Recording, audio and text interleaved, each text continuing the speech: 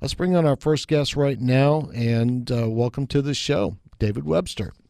Thank you very much. I appreciate you having me. All right, my pleasure.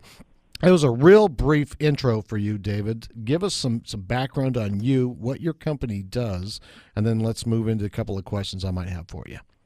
That sounds good. I've got a extensive background, 30, 40 years in improv comedy. I used to be with Second City in Chicago with Chris Farley and Tim Meadows and some of the Saturday Night Live crew back in the 90, 91, and 92.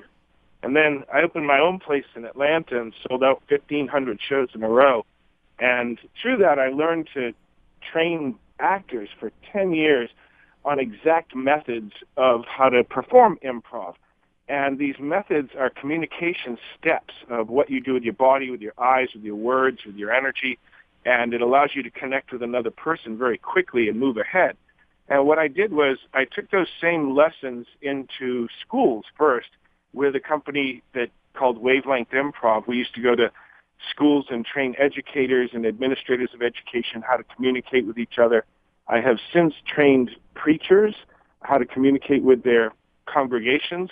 I have trained the staffs of probably 200 resorts, hotels, and country clubs. But I've also done a number of corporations like Deloitte Touche. I did 13 cities where I would train 200 people at a time, usually 50 people in a class, and we switch them out throughout the week.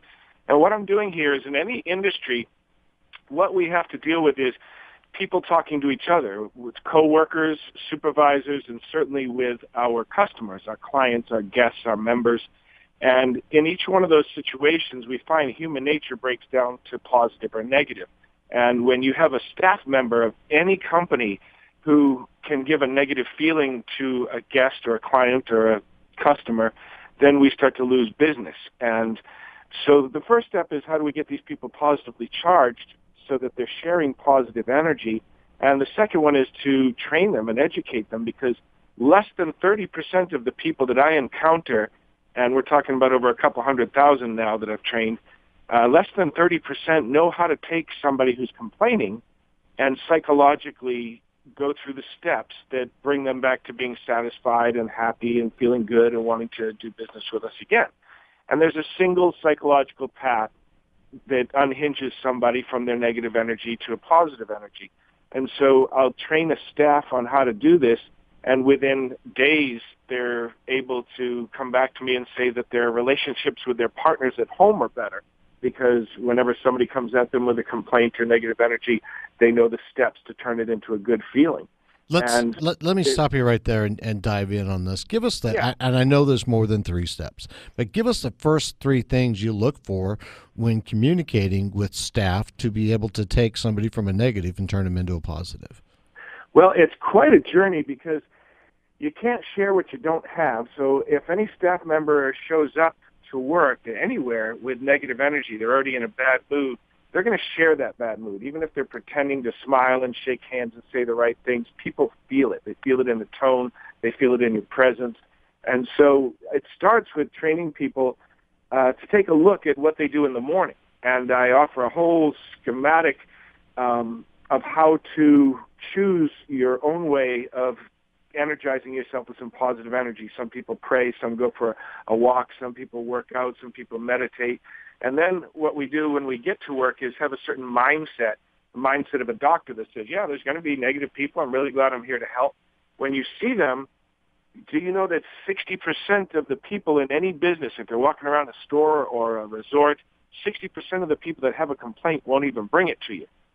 Only 40% of the complaints get announced.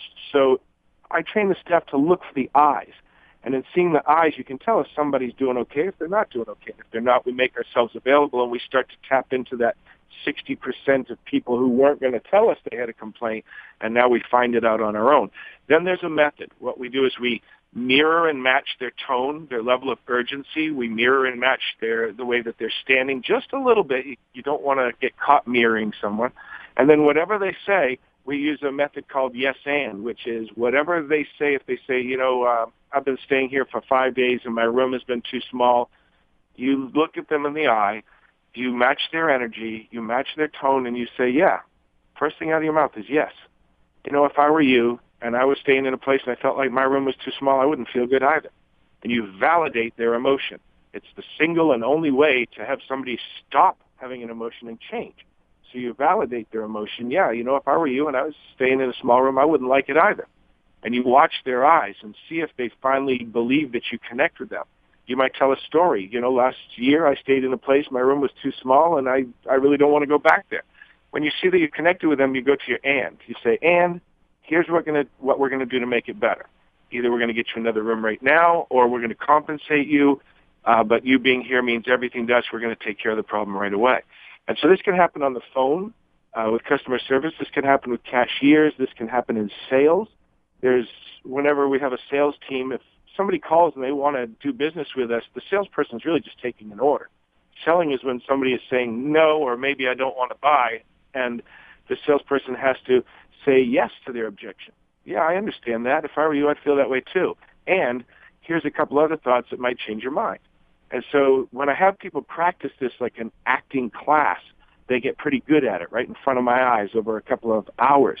And I don't let anybody leave the room until they've proven they know these methods, and then we're off to the races. The service scores start going up within weeks, and it makes me look good. Yeah, I can see that.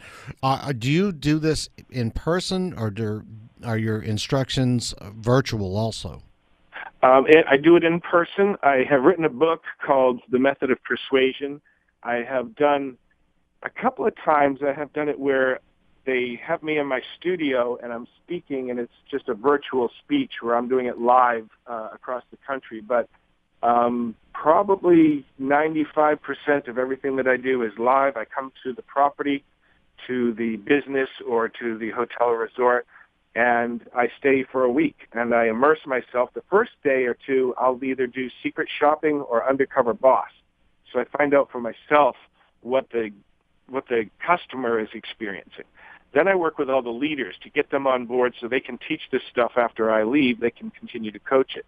Then I take on the whole staff. I work with the staff, 50 people at a time in the morning and 50 in the afternoon, until I've gotten everybody through the program and graduated. Then we do a wrap-up where I bring in some actors and we do an improv comedy show, and we do it all themed according to the industry. And, it's sort of a nice cap of the week. Got it. That's about all the time we have today. That was very informative for me. I really appreciate it, especially how you start your day. How does our audience reach out to you? WebsterStudio@gmail.com, WebsterStudio@gmail.com, and my website is davidwebster.org. There's videos and comedy and me doing speeches, all kinds of stuff on there, davidwebster.org. David, thanks for being a guest on the show today. Thank you for having me. I appreciate it. My pleasure. All right, David Webster.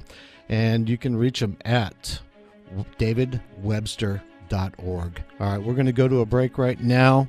This segment is brought to you by Lots of Yachts. When we come back on the other side, it's the Private Equity Spotlight and then after that, our next guest, Jeff Bell, CEO of Legal Shield. We'll talk to you in just a second.